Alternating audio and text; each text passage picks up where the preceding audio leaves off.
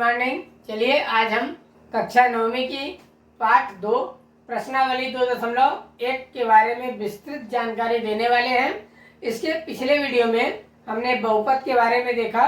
बहुपद क्या होता है, बहुपद कितने प्रकार का होता है, बहुपद में कौन कौन से पद आते हैं।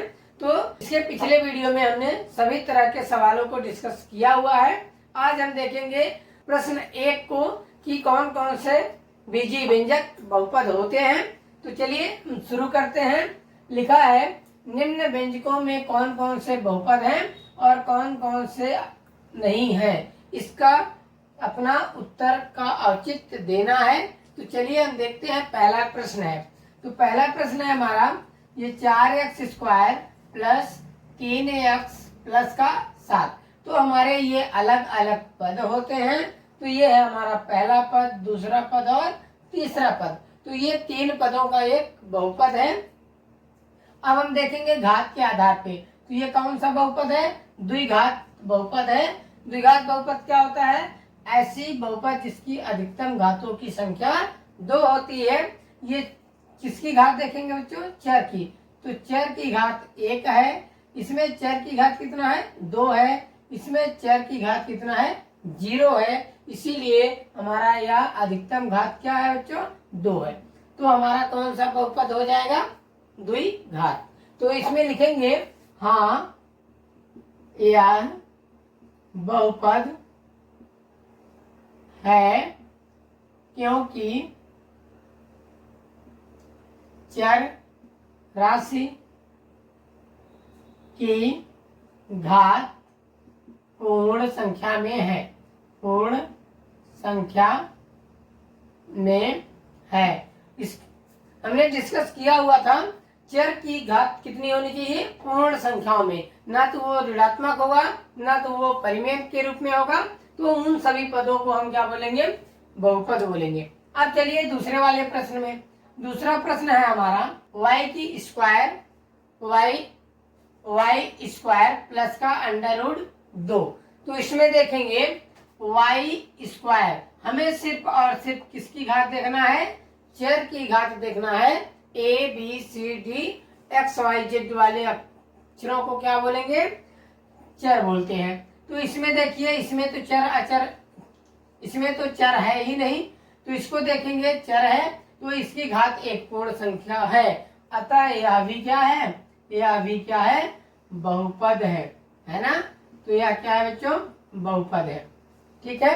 अब हम इसको देखेंगे। प्रश्न नंबर 3 क्या है, ये इसको देखिए 3, ये t लिखा है। ये रूट का मतलब पावर 1/2 प्लस t, ठीक है, √2। तो इसमें देखिए t की घात को हमने परिवर्तित किया और क्या आकर के आया, 1/2। अंडर रूट का मतलब होता है पावर में 1/2। तो इसकी घात हमने लगा दिया 1/2। तो क्या चर राशि की घात परिमेय होती है, बिल्कुल नहीं होती है, ये पूर्ण संख्या में होती है।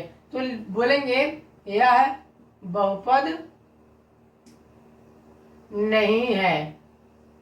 ठीक है। इसी प्रकार हम इसको देखेंगे। प्रश्न नंबर 4 है y प्लस 2।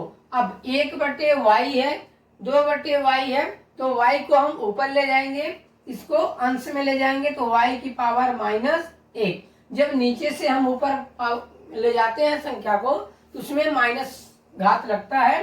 तो ये बताइए इसकी चर की घात क्या है, एक पूर्ण संख्या में नहीं है। ये देखेंगे तो 1 है, ये देखेंगे तो -1 है, जो -1 पूर्ण संख्या नहीं होती है। अतः यह भी क्या है, बहुपद नहीं है। इसी तरह से हम 5वां नंबर देखेंगे। 5वें नंबर में देखेंगे ये एक चर है, ये भी एक चर है, ये भी एक चर है। ठीक है। तो सबसे अधिक घात किसका है, 50 का। तो ये क्या होगा, यह बहुपद होगा, है ना। और कौन सी घात का बहुपद है, घात 50 का बहुपद है। कितने पद का बहुपद है, 3 पद का बहुपद है। चलिए हम दूसरे नंबर को स्टार्ट करते हैं और देखते हैं घात के आधार पर बहुपद कितने प्रकार के होते हैं और कौन कौन सा क्या बहुपद होता है। चलिए हम दूसरे नंबर को देखते हैं। दूसरा नंबर है हमारा, निम्न में से प्रत्येक में एक्स स्क्वायर का गुणांक ज्ञात कीजिए। गुणांक और घातांक के बारे में जानते हैं।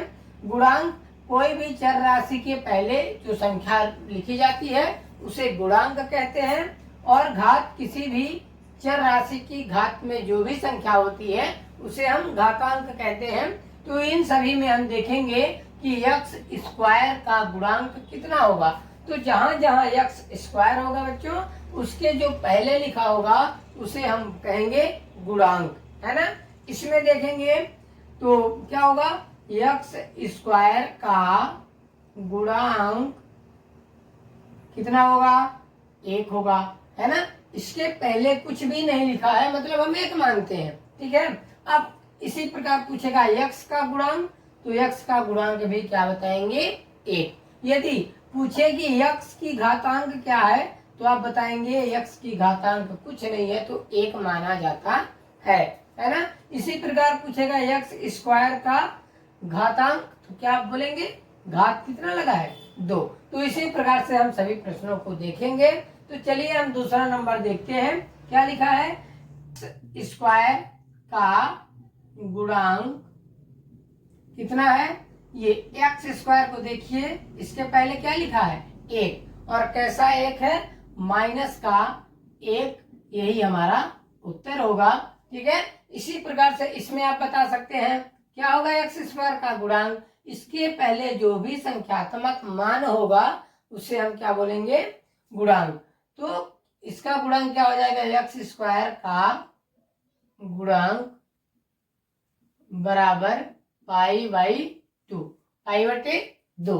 इसमें देखेंगे √2x में एक्स स्क्वायर क्या है, बिल्कुल नहीं है। इस पूरे पदों में हमें कहीं भी एक्स स्क्वायर देखने को नहीं मिलता।